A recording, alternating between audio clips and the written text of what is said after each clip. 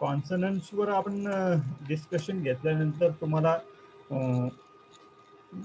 असं म्हणता येईल की तुम्ही कॉन्सनंट कुठला पण दिला की त्याचं डिस्क्रिप्शन आपल्याला करता आलं पाहिजे. या पद्धतीने आपलं डिस्कशन घेऊया. As I said last time, we had a quick review of majority of consonants of English, and we also talked about how they occur in words and at different positions and what kind of transcription, the nature of transcription that they have in those words. आणि मग शब्दांमध्ये त्यांचं transcription कसं येतं हे पण आपण पाहिलं. Let me share with you my screen so you'll be able to see a presentation. तुमच्याबरोबर प्रेझेंटेशन शेअर करू द्या मला, म्हणजे मग तुम्हाला लक्षात येईल. स्क्रीनवर दिसतंय काही तुमची? Yes sir. हो सर दिसतंय. दिसतंय. थँक्यू समाधान, थँक्यू.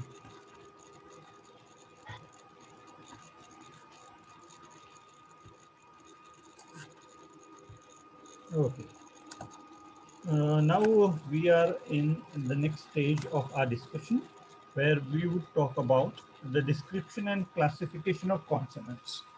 याच्यामध्ये आपल्याला म्हणायचं असं आहे की एखादा कॉन्सनंट साऊंड जे आपण मागच्या लेक्चरमध्ये ज्यांचं डिस्क्रिप्शन बघितलं तर त्याला डिफाईन कसं करणार किंवा त्याची व्याख्या कशी करणार. फॉर एक्झाम्पल प हा साऊंड आहे तर पचं काय लेबल, त्याला लेबलिंग असं नाव आहे. डिस्क्रिप्शन करणं म्हणजे त्याला लेबल देणं. आणि in English there are 3 labels, 3 terms which are often used to describe consonant sounds in English. इंग्लिशमध्ये 3 लेबल दिले जातात कॉन्सनंट्सला, ज्याच्या आधारे तो कॉन्सनंट आयडेंटिफाय केलं जातं. म्हणजे एखाद्याने आपल्याला डिस्क्रिप्शन सांगितलं या 3 लेबलचं, तर त्याच्यावरून आपल्याला तो कोणता कॉन्सनंट साऊंड आहे हे ओळखता येतं किंवा ओळखता आलं पाहिजे. So here we are a little bit more about what consonants are. Consonant sounds are produced with an aggressive flow. Aggressive म्हणून शब्द आहे. Aggressive सॉरी इग्रेसिव्ह म्हणजे बाहेर पडणे. आपण जसं मी मागच्या लेक्चरमध्ये कुठेतरी असं म्हटलं होतं की जेव्हा बाहेर हवा टाकली जाते तोंडाद्वारे तेव्हाच साऊंड प्रोड्यूस होतात. हवा आतमध्ये घेत असताना साऊंड प्रोड्यूस होत नाही. म्हणजे भाषेचे जे साऊंड आहेत ते प्रोड्यूस किंवा ते म्हटले जात नाही. When you put out the air through your mouth, then only you are able to produce a sound. आणि मग त्या प्रोसिजरला म्हणतात इग्रेसिव्ह. Aggressive flow of air coming out of the mouth or the nose accompanied by obstruction or friction in the articulators. म्हणजे याच्यामध्ये 3 महत्त्वाचे शब्द आहेत जे मी तुम्हाला रेड करून दाखवतो. 1 इग्रेसिव्ह. इग्रेसिव्ह म्हणून शब्द आहे की जो महत्त्वाचा आहे. आणि इग्रेसिव्ह म्हणजे बाहेर हवा टाकत असताना जगातल्या जवळपास सगळ्याच भाषा ह्या बाहेर हवा टाकल्यानंतर प्रोड्यूस केल्या जातात असं एकंदरीत रिसर्च आहे. सेकंड, हवा कुठून येते? It can be through your mouth और नोज. फक्त आउट ऑफ 24 कॉन्सनंट 24 मधून 3 कॉन्सनंट्स असे आहेत, म, न, हे 3 असे आहेत की ज्यांच्यासाठी हवा बाहेर नोजद्वारे बाहेर पडते, नाकाद्वारे बाहेर पडते. That is why they are called nasal sounds. बाकी जे उरलेले साऊंड्स आहेत 24 मधून हे 3 गेलेत म्हणजे 21 साऊंड्स, 21 कॉन्सनंट्स, त्याच्यासाठी हवा ही तोंडावाते बाहेर पडते. पण कशी? There is some kind of, आपण स्पीड ब्रेकर म्हटलं होतं बघा, त्या स्पीड ब्रेकरला म्हणतात ऑब्स्ट्रक्शन. म्हणजे काहीतरी मध्ये अडथळा येतो आणि मग तो अडथळा येतो म्हणजे 2 आर्टिक्युलेटर्स एकत्र येतात किंवा जवळ येतात आणि मग त्याच्यातून तो साऊंड प्रोड्यूस केला जातो. I hope you have understood this. We have talked about this image of our organs of mouth which are used to produce sounds. He image आपण बघितलेली आहे आणि त्याच्याबद्दल आपलं बोलणं झालेलं आहे. Now, coming back, which are these 24 sounds? आपल्याला बघायचे की 24 sounds कोणते आहेत. Then we will see them in pair. आता त्या साऊंडच्या जोड्या आहेत. ती जोड्या कशा? त्यांची जी लेबल आहे, आपण जे लेबल बघणार आहोत याच्यामध्ये आज, त्या लेबलच्या अनुषंगाने त्यांच्या जोड्या बनवलेल्या आहेत. So the first pair is प अँड ब. If you produce these two sounds, you will understand that these two sounds are similar in production. म्हणजे हे दोन साऊंड प्रोड्यूस करत असताना तुमच्या ऑर्गन्समध्ये किंवा तुम्हाला जे ऑर्गन्स गरजेचे आहेत ते जवळपास सारखेच आहेत. मग जर ते दोघं सारखे आहेत तर मग दोन वेगवेगळे साऊंड घेण्याचं काय कारण? तर त्याच्यामध्ये एक छोटा स्लाइट डिफरन्स आहे. तो आपण डिफरन्स त्यावेळेस बघूया इंडिव्हिज्युअल साऊंड्सला लेबलिंग करताना. So the first pair is प अँड ब. सेकंड पेअर इज च ड. थर्ड पेअर क ग. फोर्थ पेअर फ व. फिफ्थ पेअर स ज. Sixth pair z. Then we have seventh pair sh and j. Then we have eighth pair j and j. Ninth we don't have. Ninth pair is here we have a mismatch between the pairs. Okay, what we'll do, we'll go for individual sounds. Pairs we will form when we discuss them individually. Then we have nasal sounds m, n, then sh, ch in church, j, ch आणि j ची जोडी, j in judge. Then we have j, spelling j आहे पण त्याचं pronunciation sound आहे y, y in yes. Then we have w, then h, then r, then l. So these are the 24 sounds. Let me ask you that if we count the number of all these sounds, can we have a total of 24? फक्त आता असं करा की हे सगळे sounds count करा या स्लाइड्सवरचे आणि मग पुढच्या स्लाइडवर जाऊया. तोपर्यंत I'll just attend a phone call.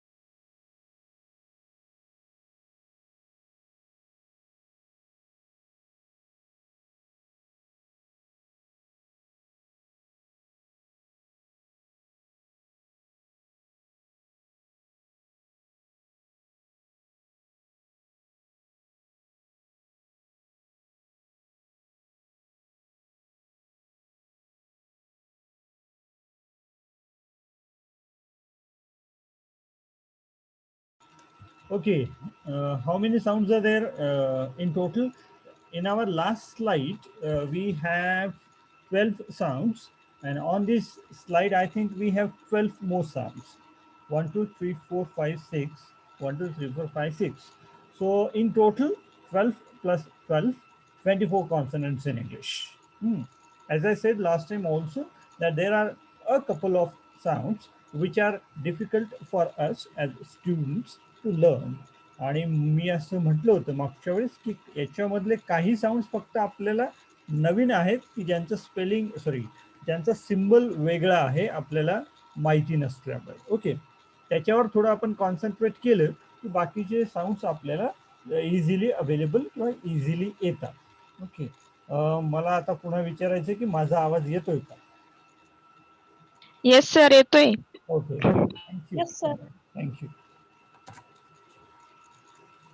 Okay, moving on. आता कॉन्सनंटचं क्लासिफिकेशन कशावर करतात? Any idea? What do you think की कॉन्सनंटचं क्लासिफिकेशन कशावर करतात? So here are couple of points. Age free mechanism, state of glottis, glottis म्हणजे आपल्या घशात जे असतं ते, then the position of the soft palate, points of articulation and the manner of articulation. आता पहिले तीन जे आहेत ते कॉमन आहेत, त्याच्याबद्दल तुम्ही खूप विचार नाही केला तरी चालेल. But if you think about or if you study these 3 points, it's always good. But the last 2 points are more important. They talk about, they help you to classify the consonant sounds. शेवटचे जे दोन जे points आहेत ते तुम्हाला कॉन्सनंटचं classification किंवा define करायला मदत करतात. कसे करतात? Let's see. The position of the soft palate. जर आपण सॉफ्ट पॅलेटची पोझिशन अभ्यासली तर त्याच्यावरून दोन प्रकारचे साऊंड्स प्रोड्यूस होतात, कॉन्सनंट साऊंड्स. एक आहे ऑरल साऊंड्स आणि दुसरी कॅटेगरी आहे नेझल साऊंड्स. जेव्हा ओरल साऊंड्स प्रोड्यूस होतात तेव्हा सॉफ्ट पॅलेट ही वरती असते. जेव्हा नेझल साऊंड प्रोड्यूस केले जातात तेव्हा सॉफ्ट पॅलेट खाली येते. म्हणजे ते सॉफ्ट पॅलेट खाली आल्यानंतर it closes the passage of oral cavity. म्हणजे तोंडामधला जो पॅसेज आहे तो सॉफ्ट पॅलेट बंद करतं and the air comes out of nose. Now I want you to do a small exercise. आता एक छोटी एक्सरसाइज आहे that will help you to understand the difference between oral sounds and nasal sounds. Nasal आणि oral sounds मधलं difference तुम्हाला लक्षात येईल. छोटा कागद आहे तुमच्याजवळ? कागदाचे? येस सर, आहे. हा, सगळ्यांनी घ्या एक छोटा कागद घे, छोटा म्हणजे बोटाच्या ओके. साईजचा कागद घ्या बरं. And as I said, phonology is not a matter of or phonology is a matter of less theory and more practical. Phonology हा असा विषय आहे की त्याच्याबद्दल थिअरी कमी आपल्याला अभ्यासायची आहे आणि प्रॅक्टिकल जास्त आहे. ओके, अनुष्का, कागद मिळाला?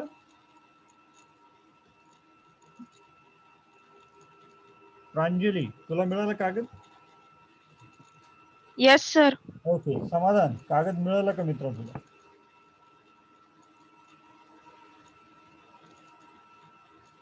समाधान,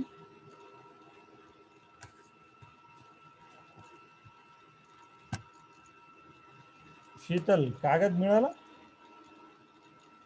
सर, वहीवरती लिहिती पण आहे, तुम्ही जे सांगताय ते इम्पॉर्टंट, आणि कागद पण आहे माझ्याजवळ. हा, एकदम छोटा कागद घ्यायचा, असं आपला बोट असतो ना एवढ्या लांबीचा किंवा आकाराचा कागद घ्यायचा. घेतलाय सर. घेतलाय, शीतलने घेतलाय, अनुष्काला भेटलाय, प्रांजलीने घेतलाय, समाधानने घेतला का नाही, आणि अर्चना तुला मिळाला?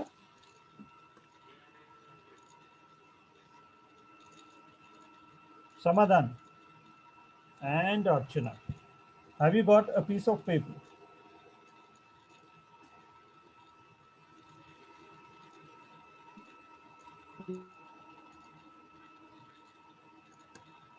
समाधान बोल मित्रा. घेतलाय सर. घेतलाय, गुड. चलो, अर्चनाने पण घेतला असं मला एक अंदाज आहे. Let's start. काय करायचंय, तो कागद आपल्या नाकाच्या खाली ठेवायचा, नाकाच्या समोर धरायचा. नाकाच्या समोर पकडल्यानंतर म साऊंड म्हणायचं म म. आणि बघा की म म्हणा किंवा न म्हणा, या दोघांपैकी कुठलाही साऊंड म्हटला तरी नाकासमोरचा कागद हलतो का एवढं मला सांगा.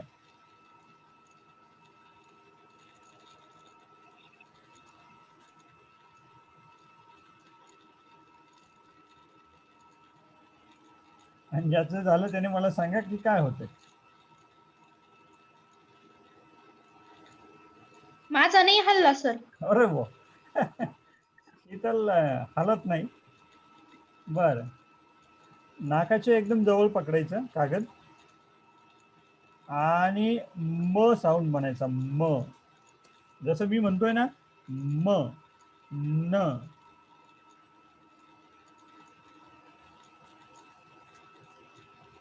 बाकीच्यांचा काय एक्सपिरियन्स आहे.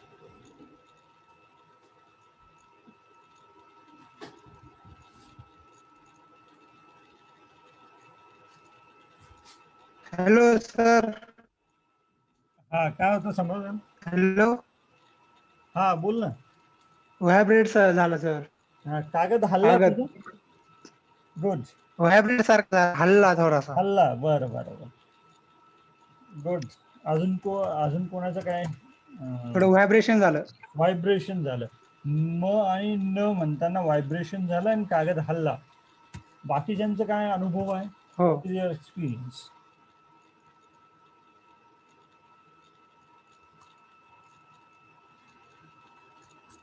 I'll give you 1 minute. Let's try. Meanwhile, I'll make a phone call only. एका मिनिटात तुम्ही करून बघा ते आणि मग मला सांगा की काय होतं. एकदा तुम्हाला हे लक्षात आलं then you will understand how to practice other sounds. मग बाकीच्या साऊंड्सची प्रॅक्टिस कशी करायची तुम्हाला लक्षात येईल.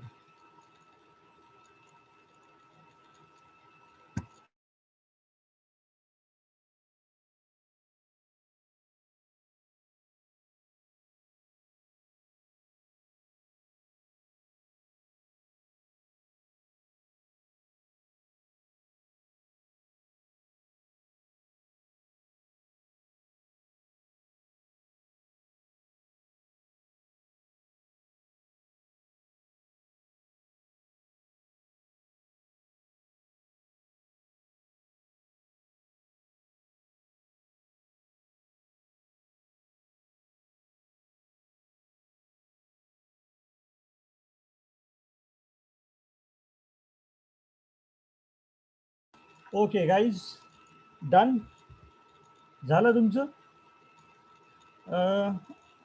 समाधानने सांगितलं की काय होतंय त्याचं. बाकीच्यांचं काय झालं. Okay, let me ask Anushka. Sir air बाहेर पडते. ओके, कागदाची काय पोझिशन आहे. सर कागद म्हणजे व्हायब्रेट होतो थोडा. ओके, कागद हल्ला. हो. ओके, पण प्रांजली पण तेच म्हणते. ओके, अर्चनाचं काय पोझिशन आहे.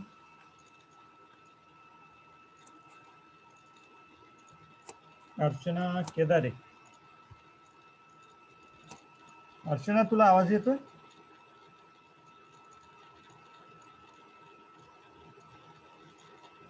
Okay, I think she is not able to hear my voice, but Anushka, Pranjali, Samadhan, and Sheetal. Sheetal, have you tried it once again? तू पुन्हा ट्राय करून पाहिला. हो सर केला.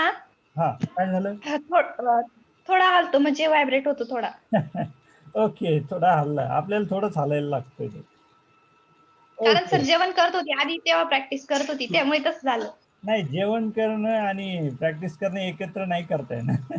आधी जेवण करायचं मग त्यामुळे तसं झालं होतं. ते जेवण स्टॉप केलं मी. ओके ओके, कारण मग एनर्जी वेगळी वाया जाते. ओके, चलो. Now you have got this experience that when you say nasal sounds, you have some air passing out of your nose. आता हा तुमचा एक्सपिरियन्स आहे की जेव्हा तुम्ही नेझल साऊंड्स म्हणतात म न आणि अंग, तेव्हा नाकातून हवा बाहेर येते. याचा अर्थ असा होतो की ही जी सॉफ्ट पॅलेट आहे, सॉफ्ट पॅलेट खाली सरकते म्हणजे लोअर केली जाते, जेणेकरून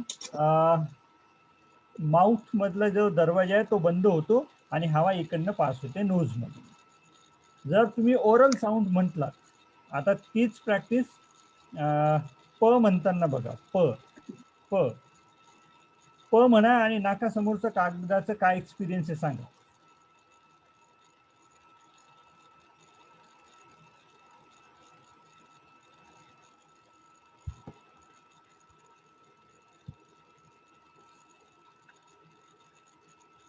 फक्त म्हणायचं प प. सर हा, एअर बाहेर पडतो आणि कागद हलतो. कागद हलतो. हो आणि एअर बाहेर पडतो. तर आता नाही आलं. नाही सर, नाही होते तसं. नाही होत. नाही आलं सर आता. गुड. ए प म्हण, व्यवस्थित बोल. Okay okay. नाही आता नाही आलं सर. शीतल तू थांब, हा मी बोलतो. ऍक्च्युली सर एअर बाहेर नाही पडत. एअर बाहेर नाही पडत आणि कागद हलला नाही पाहिजे. नाही हलत सर. नाही आलं सर. हा, कागद हलला नाही याचा अर्थ तो सॉफ्ट पॅलेट वरती असल्यामुळे ती नाका वाटे ती हवा बाहेर पडतच नाही, म्हणून कागद हलायला नाही पाहिजे. ती हवा तोंडावाटे बाहेर पडते म्हणून ती सॉफ्ट पॅलेट कडून वरती नाकाकडे जात नाही. That's why these are called oral sounds. म्हणजे ओरल कॅव्हिटी मधून बाहेर हवा पडते, तोंडावाटे हवा बाहेर पडते. That's why these sounds are called oral sounds. जेव्हा नाकाद्वारे हवा बाहेर पडते, those sounds are called nasal sounds. हे असं डिफरन्स आहे oral sound and nasal sounds मध्ये. आता तुम्हाला नेझल साऊंड म्हणजे काय असं जर कधी विचारलं तर कागदाचा प्रयोग करून बघायला हरकत नाही. आणि वर्गात असाल तर कागद नाही मिळालं तर नुसतं तुम्ही बोट जरी नाकासमोर पकडला, you will feel some air. तर तुम्हाला काही हवा लागते असे फिलिंग पण येईल. Okay, so this is the difference. आणि मग हे वरती जेवढे दिलेले आहेत ओरल साऊंड्स, हे सगळे जरी म्हटले तरी नाकासमोरचा तुमचा कागद हलायला नाही पाहिजे किंवा हलत नाही जनरली. ओके, आणि हे म न अंग हे 3 साऊंड्स म्हणताना नाकासमोरचा कागद हलायला पाहिजे किंवा जनरली हलतो. Moving on.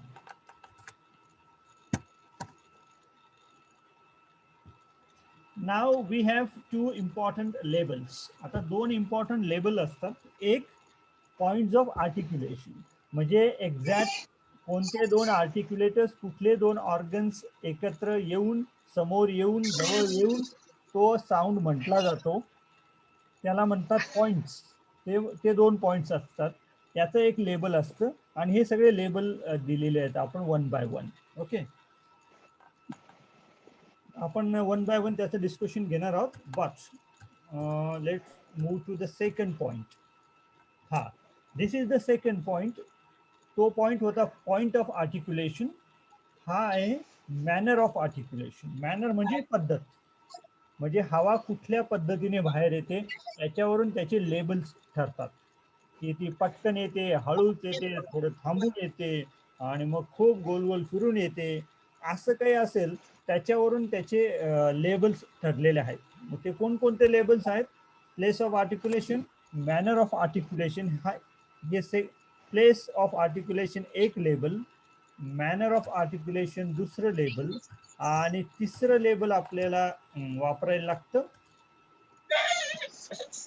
Vocal cord. म्हणजे घशामध्ये काय त्याचं फ्रिक्शन आहे की नाही याच्यावरती आपण ते लेबल देतो. ओके, आता घशाचं फ्रिक्शन कसं, तर त्याचं एक सिंपल ऍक्टिव्हिटी आहे, ते मी तुम्हाला सांगतो की त्याच्यावरून आपल्याला लेबल कसं दिलं जातं. आता 2 साऊंड आहेत इंग्लिशमध्ये कॉन्सनंट साऊंड. एक साऊंड आहे स. स इन सन अँड झ इन झेब्रा. हे 2 शब्द ऐकले तुम्ही? हो. Yes sir.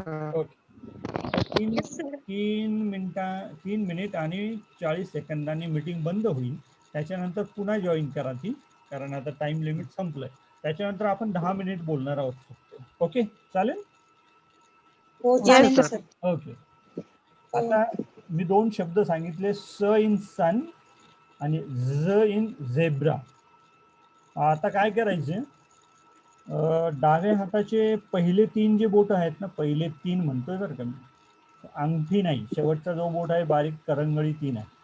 पहिले 3 बोट असे घशाजवळ ठेवायची, मान पकडायची नाही, घशाजवळ ठेवायची आणि अंगठा दुसऱ्या बाजूने ठेवायचा. लक्षात आलं? 3 बोट एका बाजूला घशाजवळ,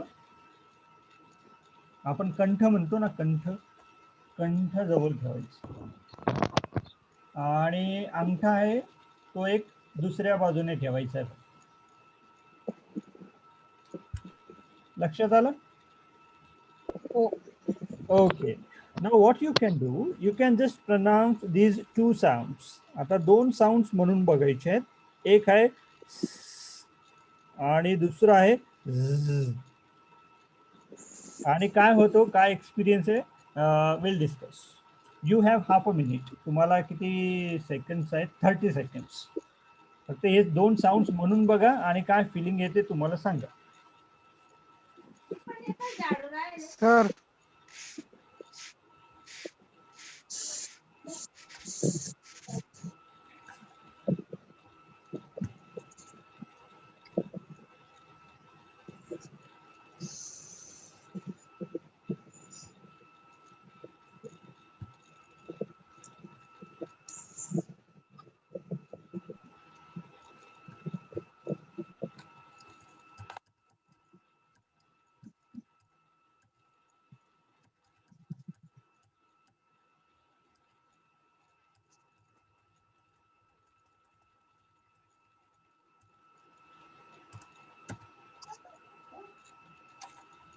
आता घसा म्हणजे कुठे, तर दिस सेक्शन हिअर इट, या ठिकाणी जिथं ऑरो दिसतो का तिथं.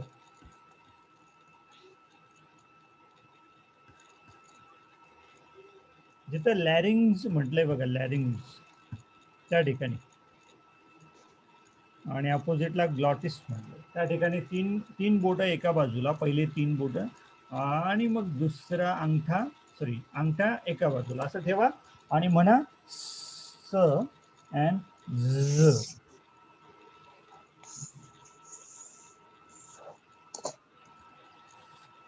Okay, who has done it, let me know.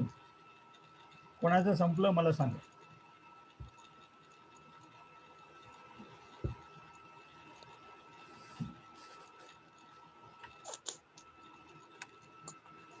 Okay, एका मिनिटात मीटिंग आपोआप बंद होईल. मग मी चालू करेपर्यंत तुम्ही तुमचं फिनिश करा. ओके, हो.